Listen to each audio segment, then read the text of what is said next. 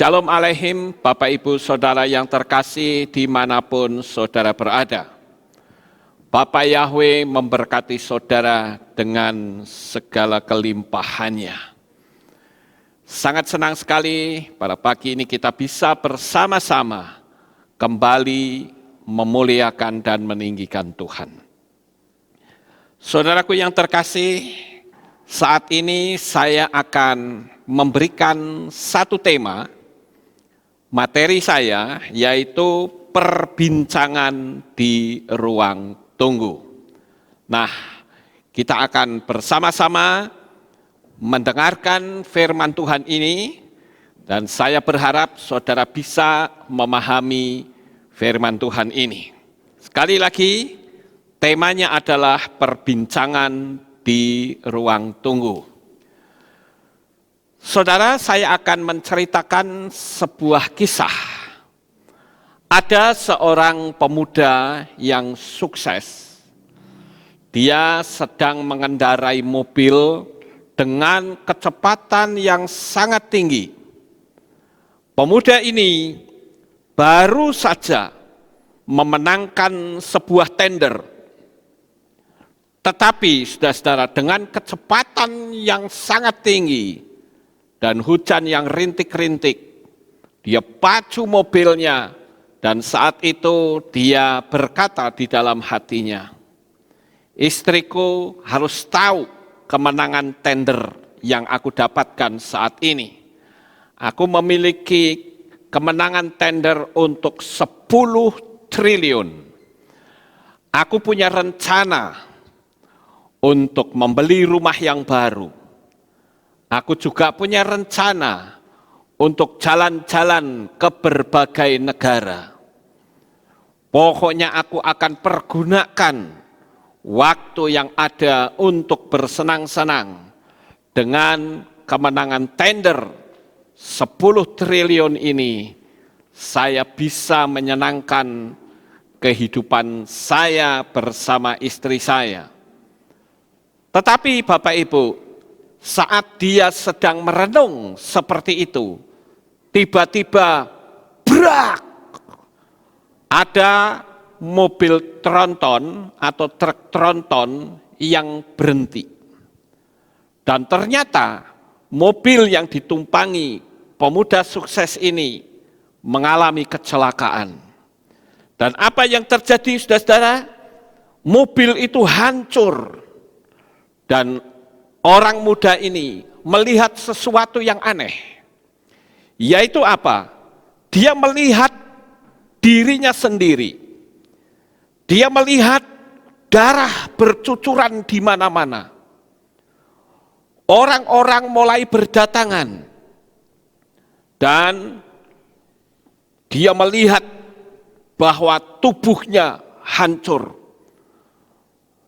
Dan saat itu dia melihat juga bagaimana dia tiba-tiba masuk melayang, masuk ke dalam terowongan. Pemuda ini berpikir, matikah aku ini saat ini? Kenapa aku hanya melihat tubuhku? Aku melihat orang-orang yang berdatangan, berusaha untuk menolong tubuhku di sana. Kenapa aku bisa melihat seperti ini? Dia terus seperti tersedot masuk ke dalam terowongan, saudara-saudara. Dan dia mulai berpikir, wah, berarti saya ini mati. Saudara yang terkasih, tiba-tiba dia berada di suatu ruangan yang sangat besar. Dan pada saat itu dia terkejut. Karena di situ banyak sekali orang-orang yang sedang duduk dan berbincang-bincang. Pemuda ini terkejut lagi karena dia bisa mengerti pembicaraan orang yang ada di ruangan itu. Padahal kalau dia lihat, dia bukan orang Indonesia. Kenapa bisa dia tahu? Di situ bahasanya satu, saudara-saudara. Dan pemuda ini, dia mendatangi orang-orang yang ada di sana karena orang-orang yang ada di ruang itu, mereka dalam keadaan wajah yang merasa ketakutan. Dia melihat wajah yang cemas dan terjadilah perbincangan. Dan rupa-rupanya saudara, ruangan itu adalah ruangan tunggu atau ruang tunggu. Makanya saya beri tema perbincangan di ruang tunggu. Menunggu apa? Menunggu panggilan. Apakah namanya tertulis di dalam kitab kehidupan atau tidak? Mereka berdiam diri, lalu si pemuda ini bertanya, "Dari mana asalmu?" Dia bertanya lagi, "Kenapa kamu ada di sini?" Terjadilah dialog panjang lebar di situ, saudara-saudara. Lalu pemuda ini tanya, "Kamu ada di sini karena apa?" Orang itu berkata, "Saya gantung diri. Hutang saya sangat banyak. Saya dipermalukan habis-habisan. Saya dihina, dicaci maki. Dan saya akhirnya tidak tahan dan saya gantung diri. Nah, saya ada di sini sekarang." Pemuda itu bertanya lagi, "Kalau kamu, kenapa kamu ada di sini?" Yang lain berkata, "Aku mati tertembak.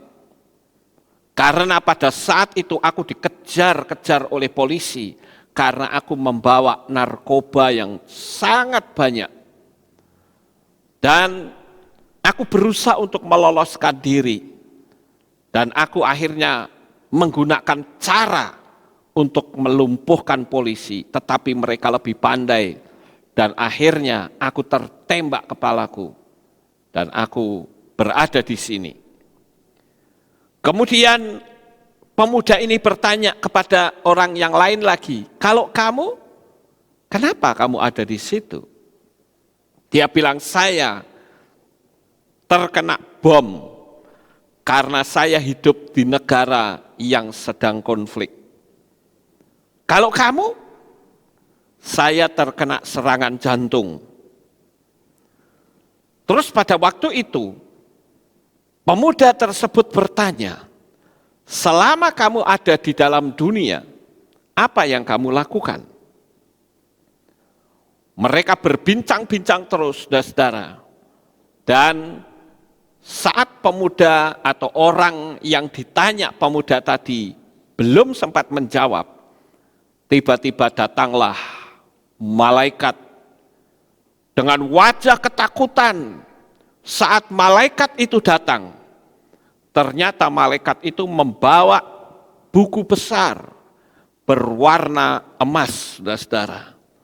Dan malaikat itu berseru, "Namamu tidak tercantum di buku ini." Orang itu gemetar dan ketakutan yang luar biasa hebatnya, saudara-saudara. Dia bahkan menjerit-jerit. Dan pada saat itu, secara tiba-tiba, pintu gerbang terbuka, dan orang yang namanya tidak tercantum di dalam kitab kehidupan itu tersedot masuk ke dalam. Dan terdengarlah teriakan yang sangat mengerikan sekali. Orang itu tersedot masuk dan saudara tentu tahu bahwa orang itu pasti masuk neraka. Ruang tunggu, tidak ada lagi perbincangan. Malaikat Elohim, dia sedang membuka kitab kehidupan. Nah, oleh karena itu semua orang terdiam dengan wajah yang cemas, dengan wajah yang ketakutan. Orang ini berharap agar namanya tertulis di dalam kitab kehidupan. Bapak, Ibu, Saudara yang terkasih, cerita ini adalah merupakan sebuah penglihatan dari seorang pemuda. Dan orang itu pun merasakan bahwa apa yang dia miliki di dalam dunia ini terasa hambar. Saudara, apa yang bisa kita petik dari kisah ini? Ada beberapa hal yang sangat penting yang bisa kita dapatkan dari perenungan ini, saudara-saudara. Kita akan lihat yang pertama, saya katakan waspadalah, karena kematian begitu dekat dengan kita. Kita sebetulnya sedang antri untuk mati, Bapak Ibu. Kalau kita mengingat perbincangan di ruang tunggu, ruangan di mana orang-orang sedang menunggu apakah namanya tertulis dalam kitab kehidupan atau tidak. Saya bisa membayangkan betapa mengerikannya situasi yang ada saat itu. Bagaimana kalau ternyata malaikat itu tiba-tiba berseru, namamu tidak tercantum di kitab ini? Apa yang akan saudara lakukan? Kita semua sekali waktu kelak pasti akan menghadap kursi pengadilan Tuhan. Dan jikalau nama kita tidak disebut, nama kita tidak tercantum dalam kitab kehidupan, maka yang terjadi, kita akan masuk ke dalam neraka untuk waktu yang tidak terbatas. Di sana tidak ada lagi suap menyuap, tidak ada lagi cara bagaimana untuk bisa keluar.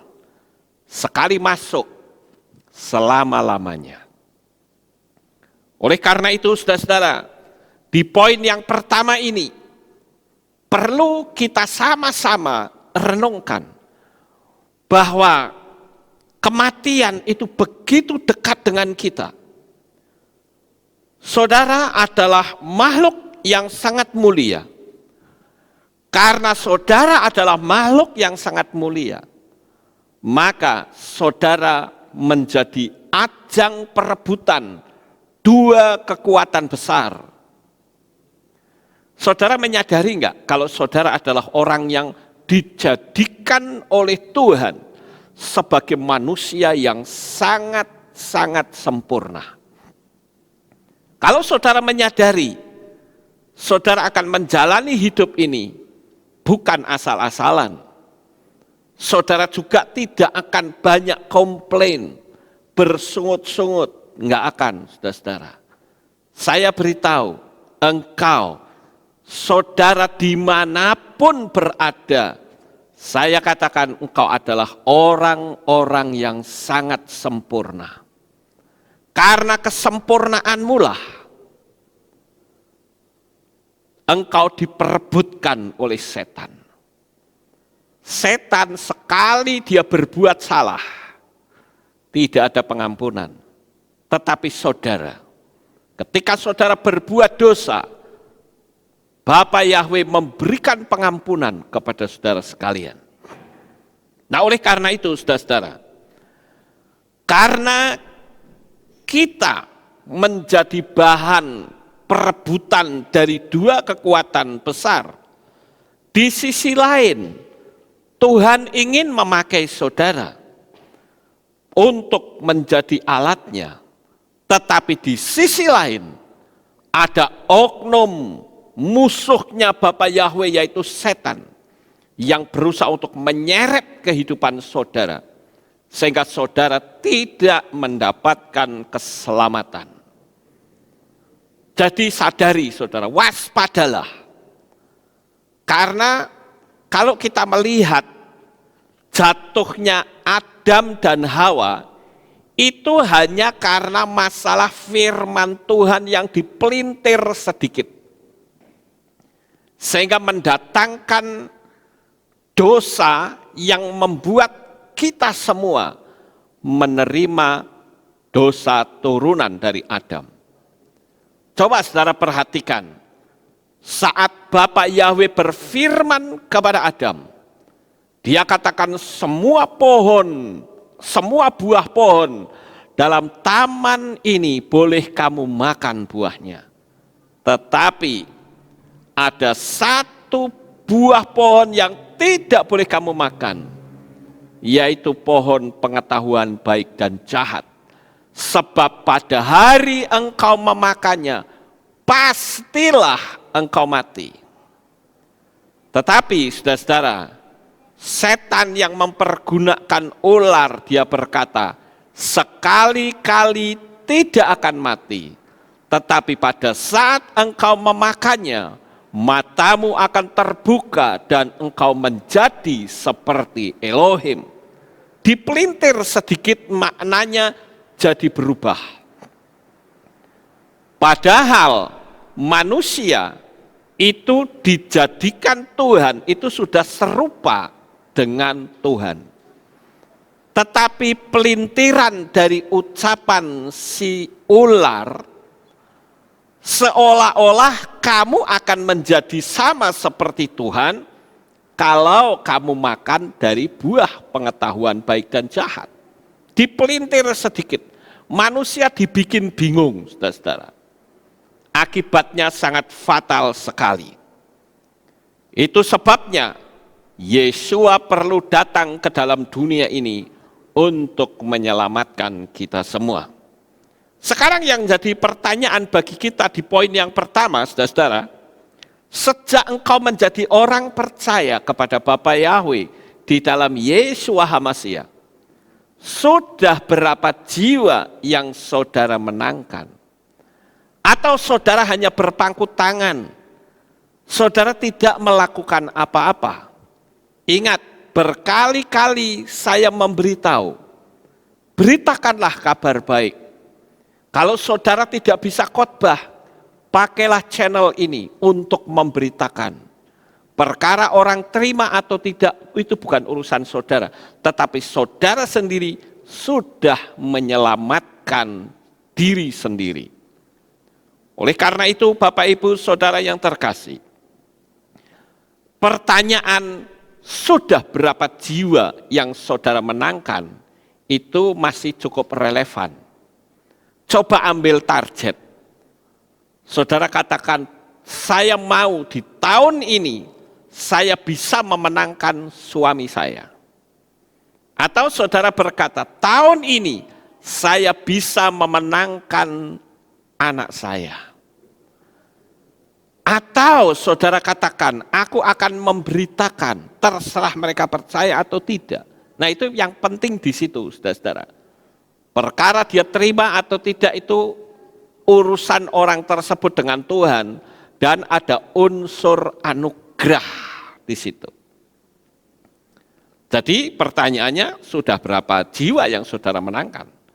Saat ini banyak orang-orang dari kepercayaan lain yang bertobat menerima Yesua itu karena intervensi langsung dari Yesua. Memang orang-orang yang seperti itu sangat sulit, saudara-saudara. Apalagi mereka didoktrin untuk membenci iman kita. Oleh karena itu, saudara juga bisa masuk dalam pelayanan, menjadi alatnya.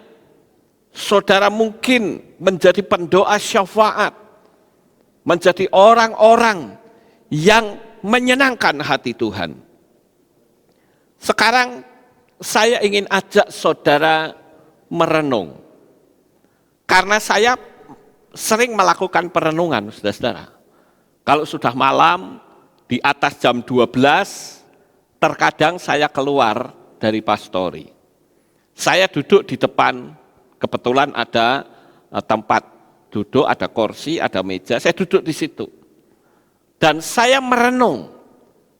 Dalam perenungan itu saya berkata begini, Bapak Yahweh, kenapa saya ada di sini? Lalu jutaan tahun, bahkan miliaran tahun yang lalu, saya itu ada di mana ya Tuhan? Kok saya tidak kerasa apa-apa? Lalu ketika saya ada di sini, Lalu apa yang bisa saya lakukan? Nah, disitulah akhirnya di dalam diri saya muncul motivasi tersendiri. Saya akan pergunakan waktu yang ada dengan sebaik-baiknya. Karena di poin ini saya katakan waspadalah. Karena kematian begitu dekat dengan kita. Pergunakanlah waktu yang ada. Saya menyadari saat usia sekolah, saya pergunakan waktu saya dengan cara yang sia-sia. Saya pergunakan waktu yang seharusnya untuk belajar, untuk senang-senang. Jadi akibatnya apa? Sekolahnya mengalami kegagalan. Dan di situ saya bertekad, ketika saya percaya kepada Yeshua HaMashiach, yang waktu itu saya masih mengenal dengan nama yang lama, saya mengambil sikap untuk saya menebus waktu yang saya buang dengan sia-sia. Dan akhirnya memang jadi kecanduan, saudara-saudara. Karena saya dulu paling tidak suka belajar. Sekarang saya jadi kecanduan belajar. Tiap-tiap hari saya pergunakan waktu saya untuk terus belajar, meningkatkan kepandaian.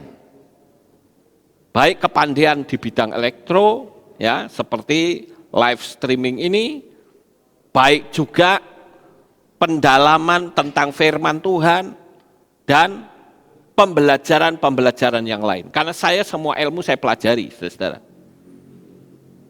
Nah, oleh karena itu, cobalah saudara renungkan baik-baik waktu yang singkat ini.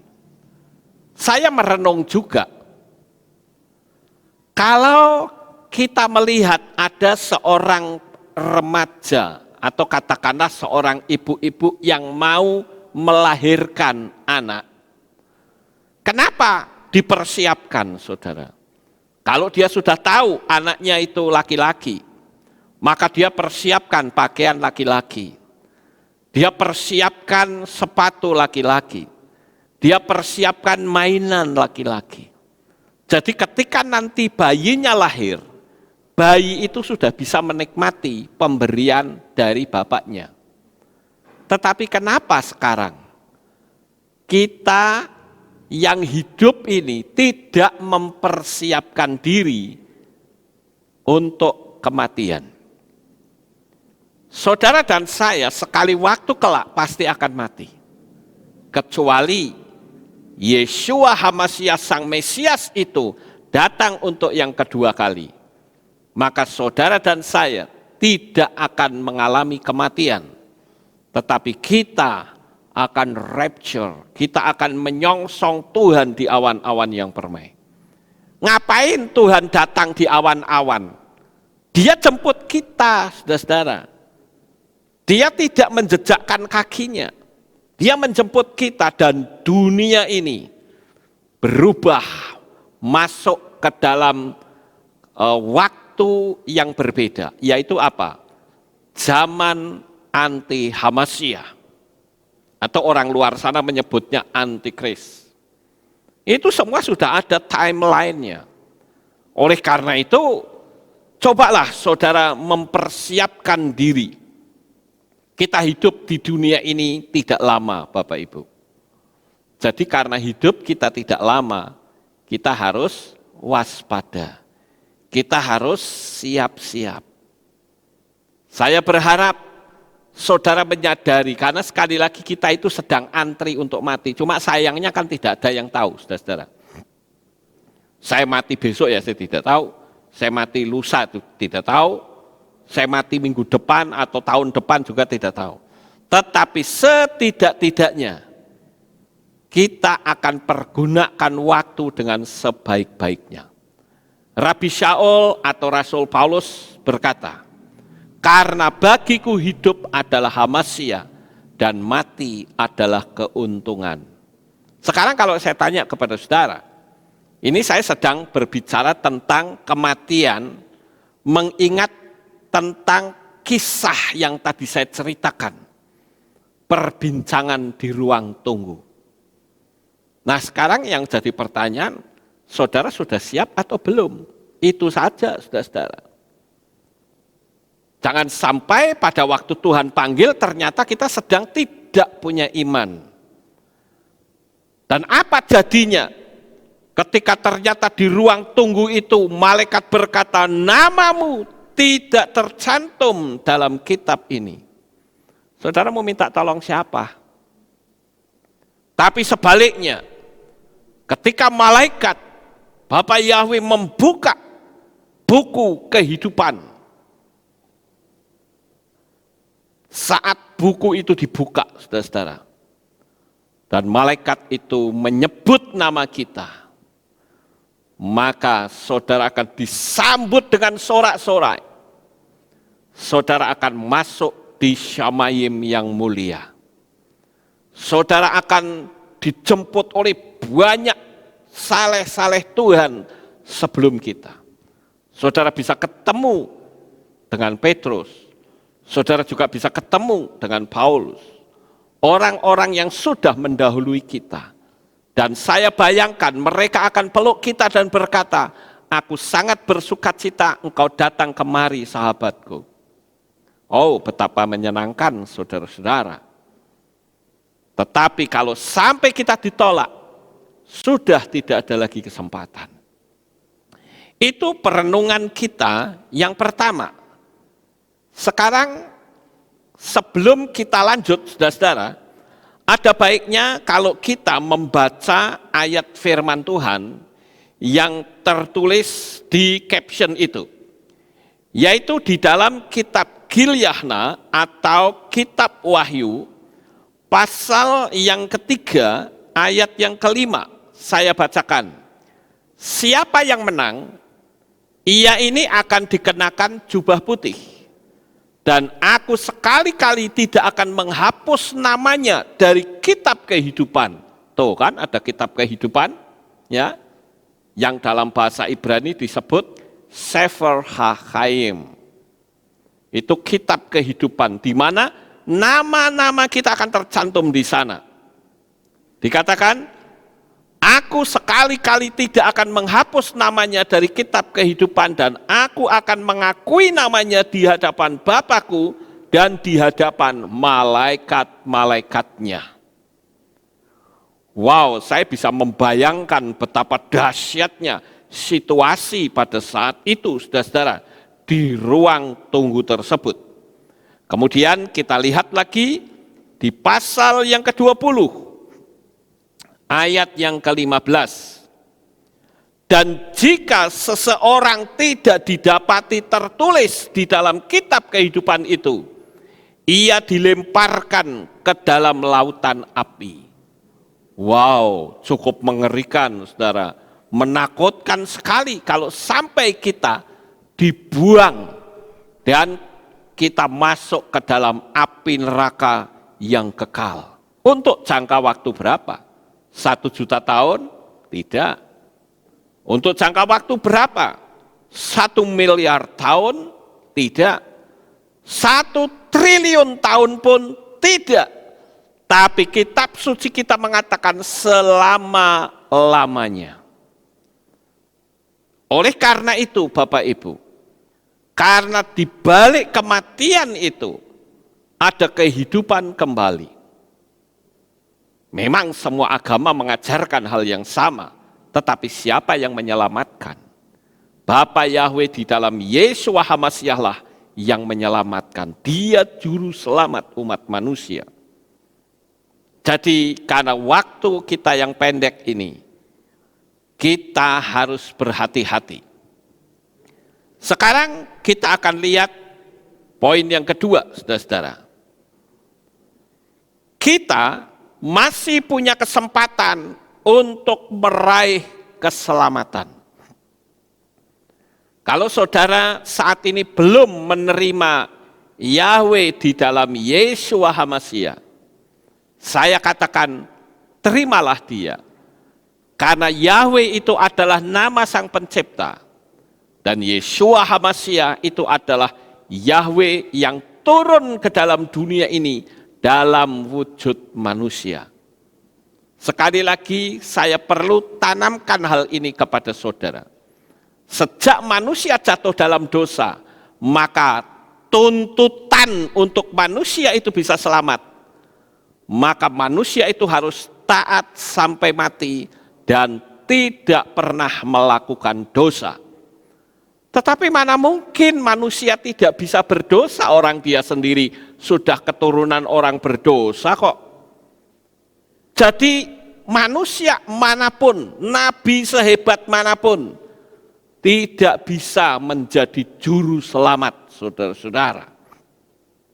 Oleh karena itu, yang menjadi juru selamat adalah manusia yang paling sempurna, yang tidak bercacat celah, yang darahnya tidak pernah yang tangannya tidak pernah berlumuran darah.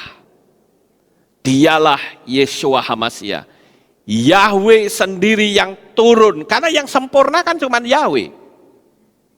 Yang ingin diselamatkan adalah manusia. Maka ya jalan satu-satunya Yahweh yang sempurna menjadi manusia, saudara-saudara. Menyelamatkan kita. Cukup hanya percaya saja. Maka saudara selamat.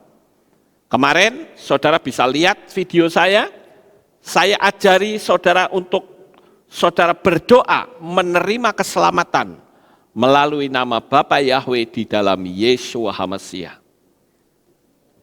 Bapak Ibu saudaraku yang kekasih, oleh karena itu ketika kita masih punya kesempatan untuk meraih keselamatan, maka pergunakanlah waktu yang ada sebaik-baiknya. Pergunakanlah kesempatan. Jangan tunda-tunda waktu.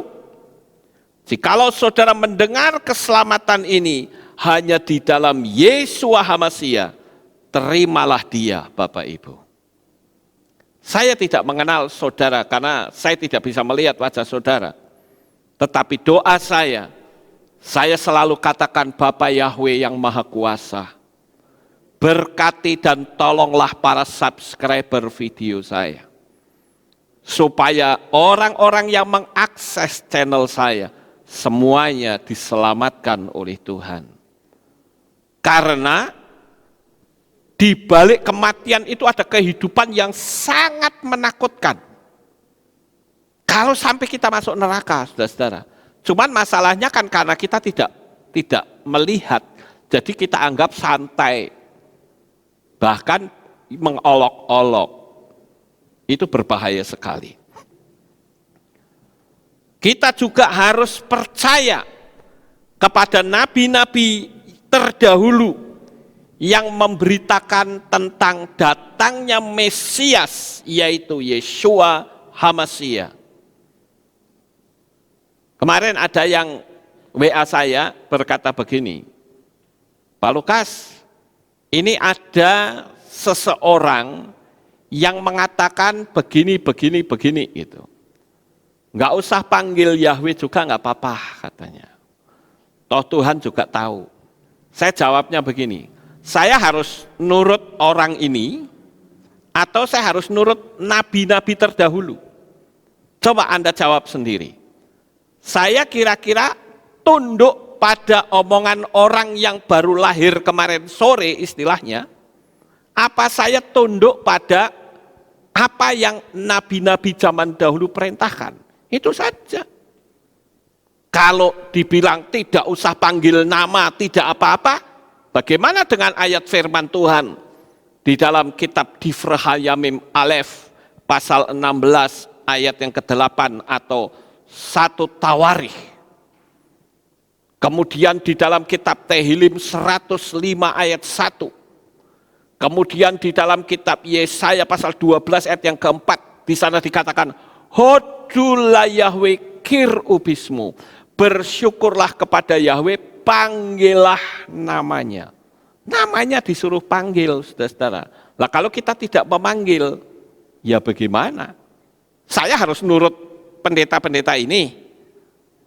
Ya saya keliru dong kalau begitu. Ya.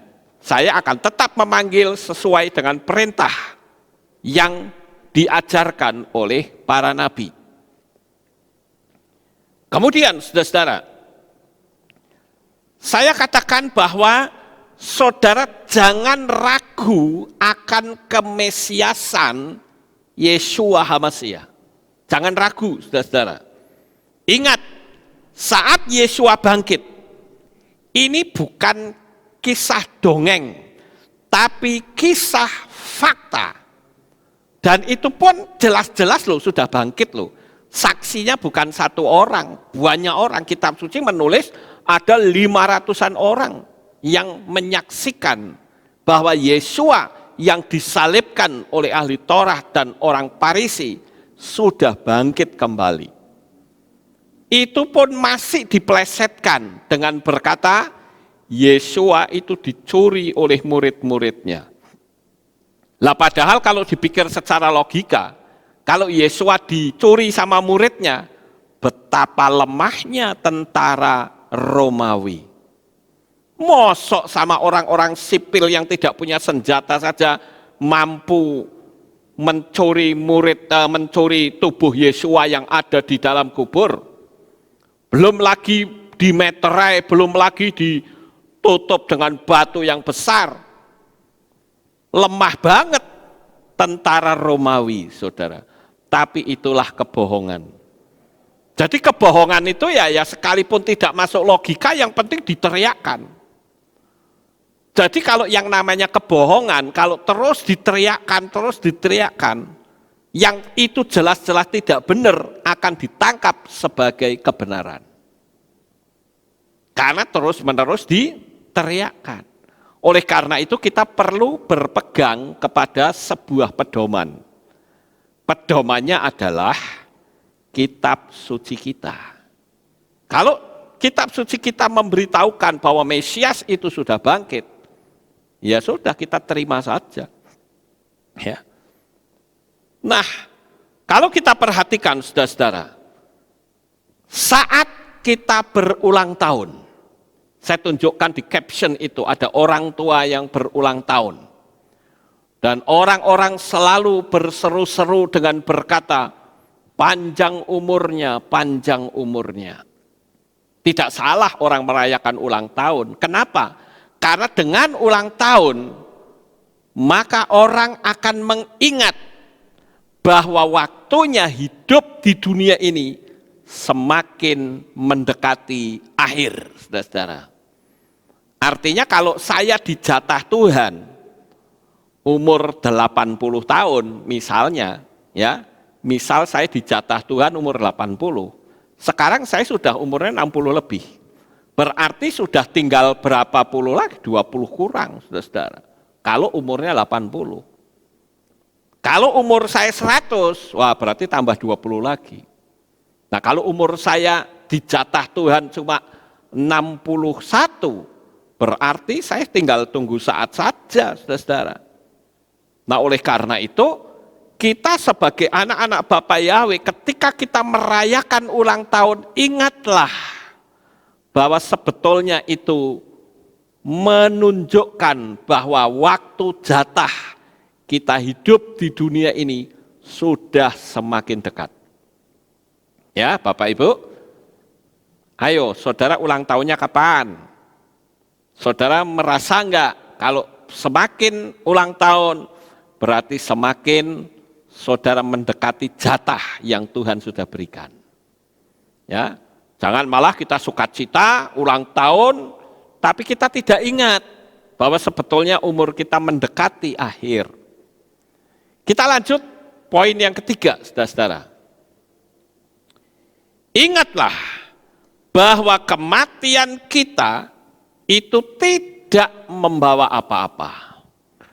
Di layar kaca saudara, saya tunjukkan ada seorang perempuan yang akan memasuki lorong. Itulah yang saya sebut lorong perjalanan menuju ke akhirat. Ya, kalau saudara membaca di dalam kitab Kohelet atau kitab Pengkhotbah, di sana ada kata rantai perak atau tali perak. Nah itu adalah roh manusia. Kalau itu putus, ya sudah selesai. Dan saudara, ketika kematian itu datang, di samping kita tidak membawa apa-apa, tetapi kita juga berjalan sendiri, saudara-saudara. Kita nggak ada yang nemani. Kita tidak bisa membawa istri. Kita tidak bisa membawa suami. Kita juga tidak bisa membawa keluarga kita. Kita juga tidak bisa membawa sahabat kita. Kita juga tidak bisa membawa harta kita. Kita juga tidak bisa membawa jabatan kita. Tapi kita akan berjalan sendirian, saudara-saudara. Nah, oleh karena itu, kalau kita menyadari bahwa kita akan berjalan sendirian, saudara harus berani mengambil tekad. Beberapa waktu yang lalu ada satu jemaat, ya. Jemaat ini anaknya dibaptis, saudara. Dan saya tawarkan dia, bagaimana mau sekalian dibaptis?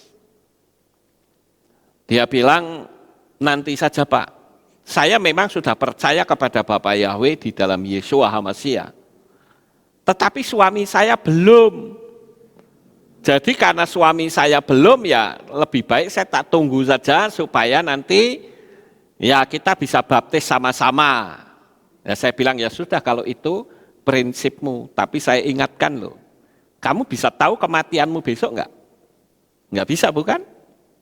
Apakah kamu bisa melihat ketika engkau mati suamimu ikut menolong engkau? Tidak juga. Jadi kenapa Anda tidak mengambil sikap bahwa keselamatan itu sifatnya pribadi lepas pribadi? Kenapa iman Anda nebeng sama suami yang jelas-jelas tidak beriman? Yang jelas-jelas menentang, kan lucu gitu loh. Anda tahu nggak kalau mati itu sendirian? Ya. Nah oleh karena itu Bapak Ibu, kita harus mengambil sikap. Ketika kita dibaptis, itu adalah kita memiliki metrai kepemilikan. Saudara tahu pada waktu saya dibaptis, apakah istri saya setuju? Tidak. Dia sempat nangis loh. Kenapa papi kok dibaptis lagi? Nah, saya bilang dulu dibaptis dalam nama siapa? Itu kan metrai. Ya. Nama yang tercantum itu yang memiliki saya. Lah dulu saya dibaptis kan tidak memanggil nama Bapak Yahweh, berarti saya miliknya nama asing. Akhirnya saya terangkan dan saya bersyukur. Dia akhirnya juga ikut baptisan pembaharuan, mendapatkan metrai kepemilikan. Saya tidak akan bercerita ini lagi, kemarin saya sudah menyampaikan sedikit, saudara-saudara. Jadi kalau saudara sudah yakin, sudah percaya bahwa Yahweh itu adalah sang pencipta, dan Yahweh itu telah turun ke dalam dunia ini mewakili manusia seisi dunia, dan Roh Kudus adalah rohnya Yahweh yang diturunkan ke dalam dunia ini untuk memberi pertolongan kepada saudara dan penghiburan kepada saudara. Why not? Mengapa tidak saudara dibaptis sekarang?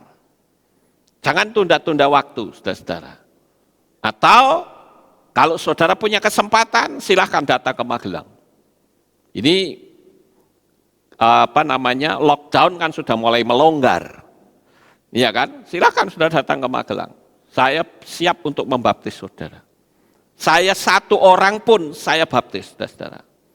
Saya berkali-kali membaptis satu orang bahkan tengah malam. Ya, kenapa? Karena bagi saya itu keselamatan pribadi orang tersebut. Ketika saya memberitakan firman dan saya bilang, mau nggak kamu dibaptis? Mau. Lalu orang itu saya tanya, terus kapan kamu mau dibaptis? Terserah Pak Lukas. Nah itu kunci ada di tangan saya, saudara. Kalau saya berkata, ya nanti dulu ya, tak kumpulin dulu supaya dapat 10 orang. Nanti kita baptis bareng-bareng. Ya coba sih paling iya saja, saudara. Lah tapi kalau belum sampai 10 orangnya mati, yang tanggung jawab siapa? Saya suruh tanggung jawab ya enggak mau, saudara-saudara. Makanya kalau saya tanya, kapan kamu mau dibaptis? Sekarang. Ya kalau bilang Terserah Pak Lukas, saya bilang sekarang. Karena kunci ada di tangan saya. Kecuali kalau orangnya itu berkata, ya nanti dulu ya Pak, ya itu bukan urusan saya. Kunci ada di tangan orang itu, bukan ke saya. Dan kematian manusia itu tidak ada yang tahu, saudara-saudara. Ya.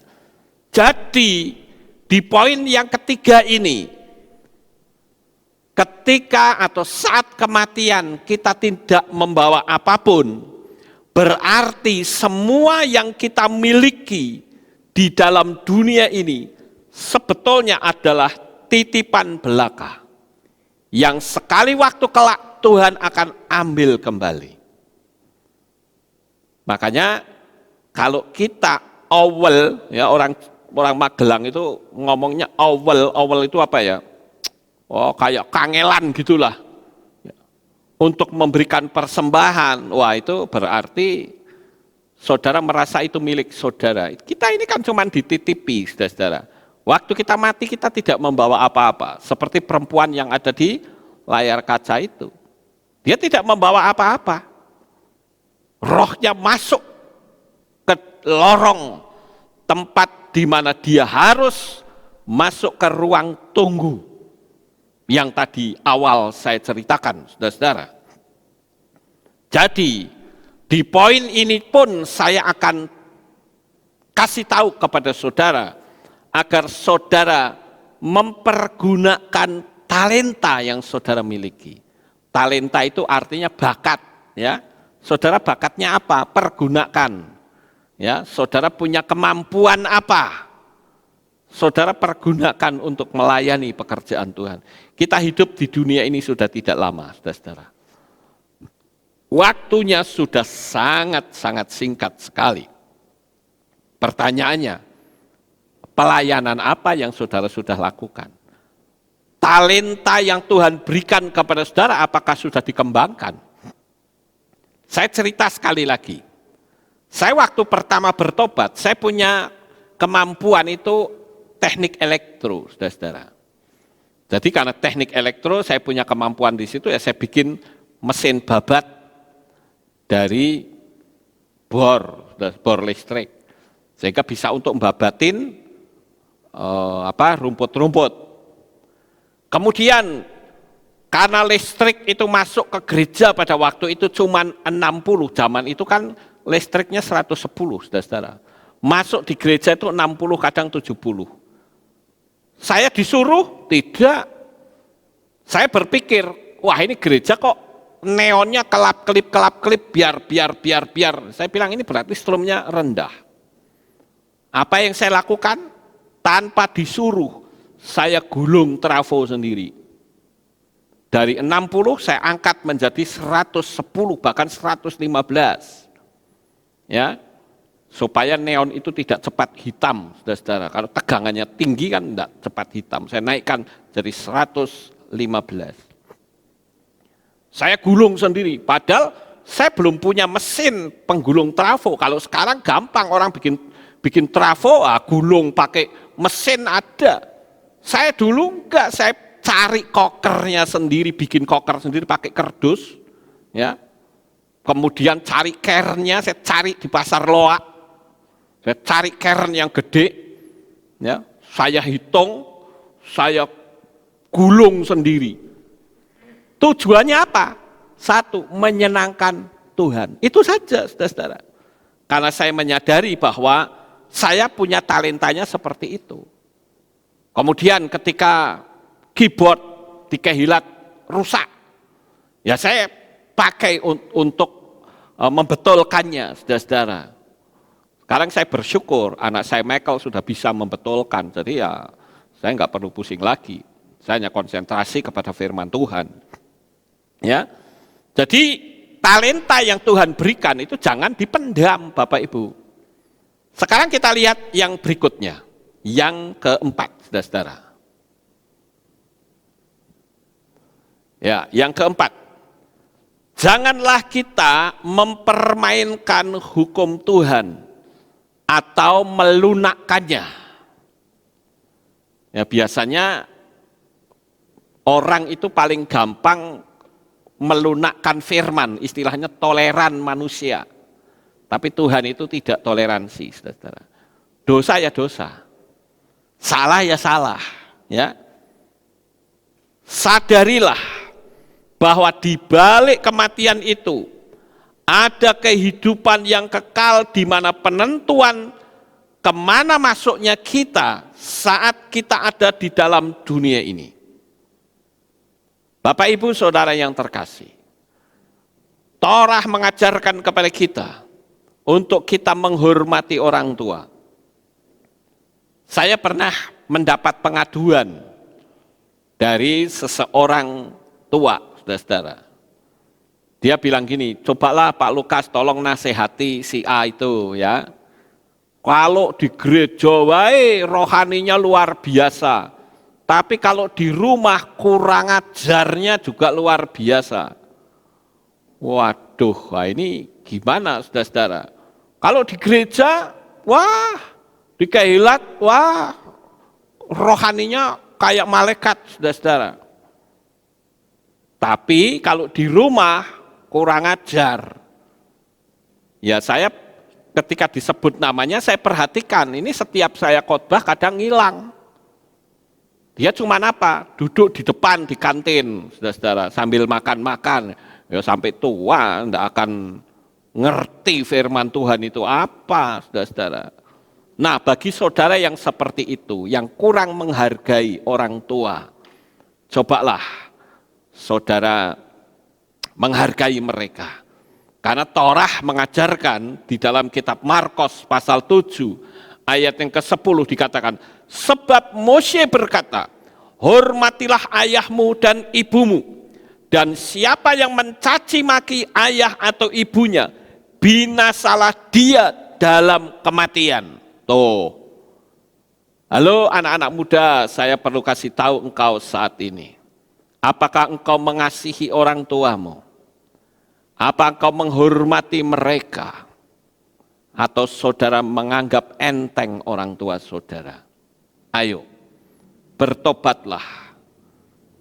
Biar engkau diselamatkan. Di sini berarti saya bisa mengambil kesimpulan bahwa tidak menghormati orang tua itu bisa membawa maut, saudara-saudara. Ya, itu yang keempat, ya, jangan memanipulasi firman Tuhan, dipelintar-pelintir. Wong perintahnya disuruh memanggil malah diplesetkan. Alasannya ini. Wah, saudara nggak punya pandom. Pandom kita adalah firman Tuhan.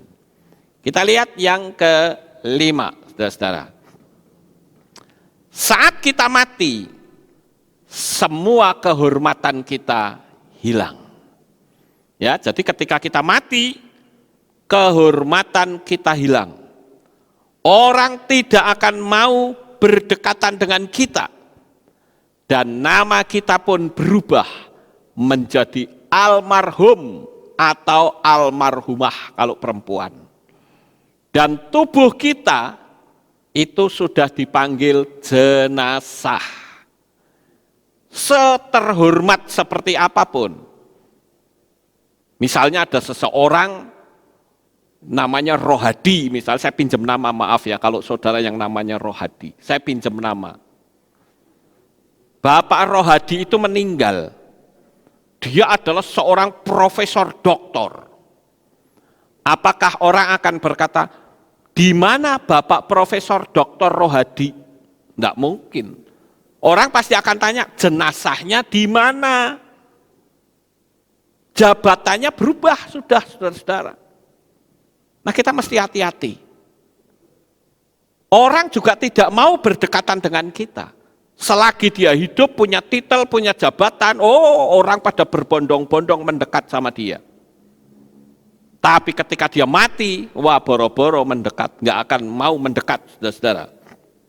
Artinya apa? Kehormatan kita itu hilang. Tidak mungkin ada orang yang tadinya dieluk-elukan ketika mati, disuruh tidur bareng sama orang itu mau, nggak akan mau, saudara-saudara. Aku nggak mau tidur sama mayat, kan mesti gitu, saudara-saudara. Jadi kehormatan manusia itu berakhir di situ. Di dalam kitab 1 Korintus pasal 15 ayat 21 dikatakan, sebab karena kematian itu melalui seorang manusia, maka kebangkitan orang-orang mati juga melalui seorang manusia. Itu sebabnya tadi saya katakan, engkau percaya kepada Yeshua HaMasyiah, maka engkau memiliki kuasa kebangkitannya. Kalau sekali waktu engkau mati secara fisik tapi rohmu bangkit dan namamu tertulis dalam kitab kehidupan. Sekali lagi, sebuah pertanyaan besar. Apa yang akan saudara perbincangkan saat berada dalam penantian penghakiman? Apakah saudara berbincang-bincang di ruang tunggu dengan wajah yang cemas?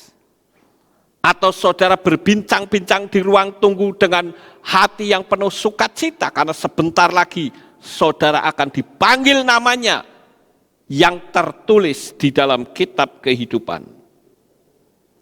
Kehormatan, kedudukan itu tidak salah.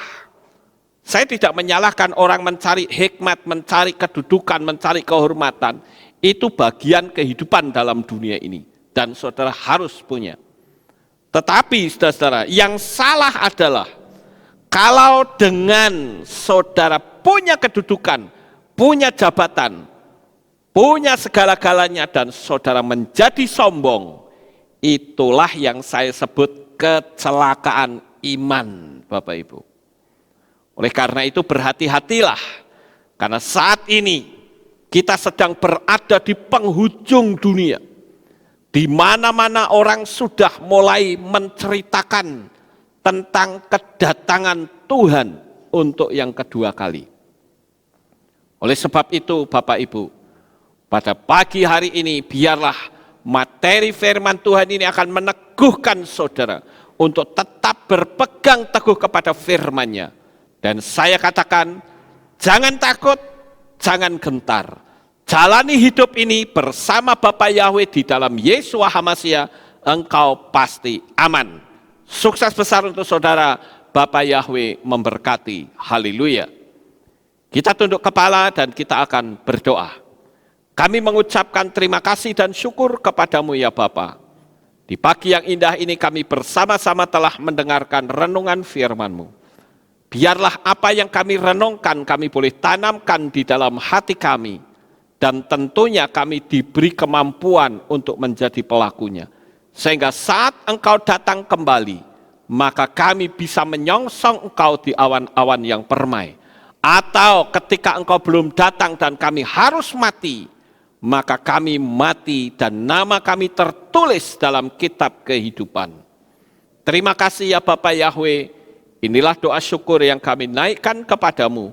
Di dalam nama Adonai Yeshua HaMasyiah, kami sudah berdoa. Semua berkata, amin. Haleluya. Baik Bapak Ibu, kita akan mendengar pengumuman saat ini.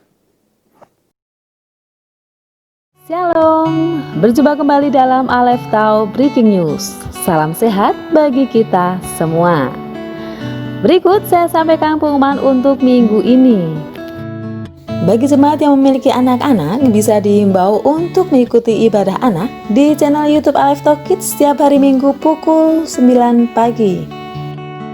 Demikian pengumuman untuk minggu ini. Sukses besar untuk saudara, selalu sehat dan semangat. Bapa Yahweh memberkati.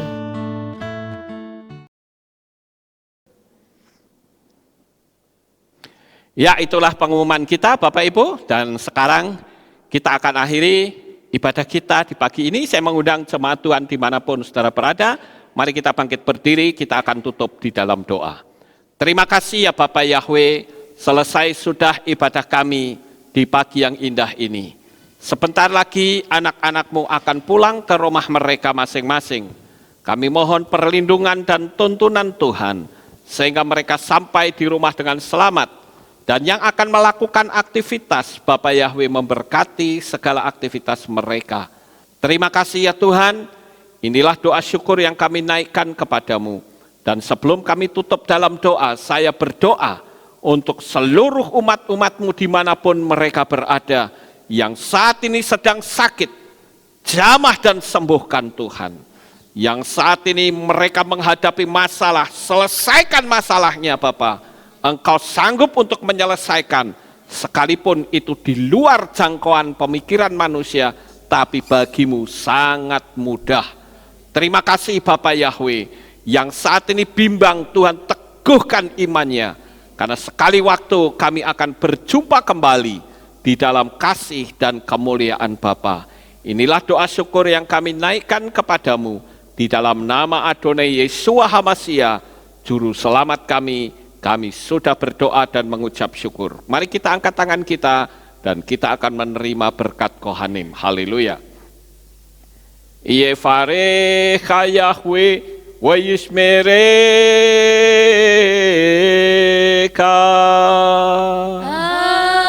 Amin. Ken yehirosa. Yair Yahweh panau eleka. Wehuneka.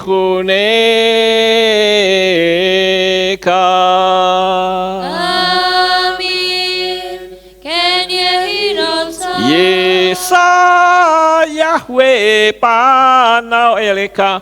Wayashem lecha shalom.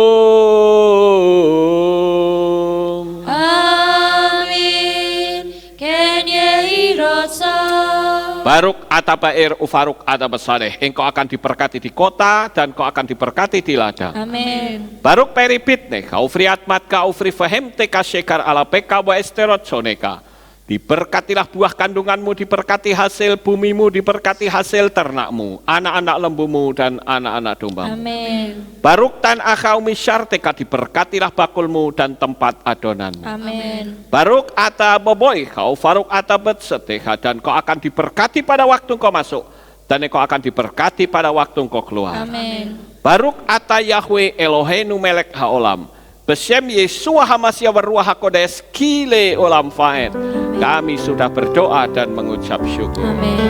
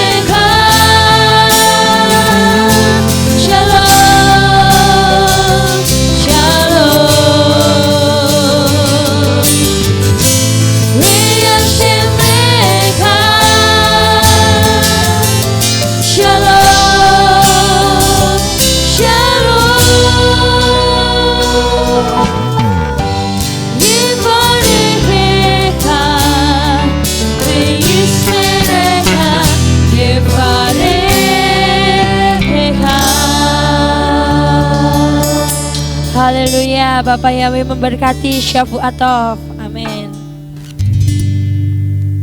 Kala ku berdoa teringat kamu.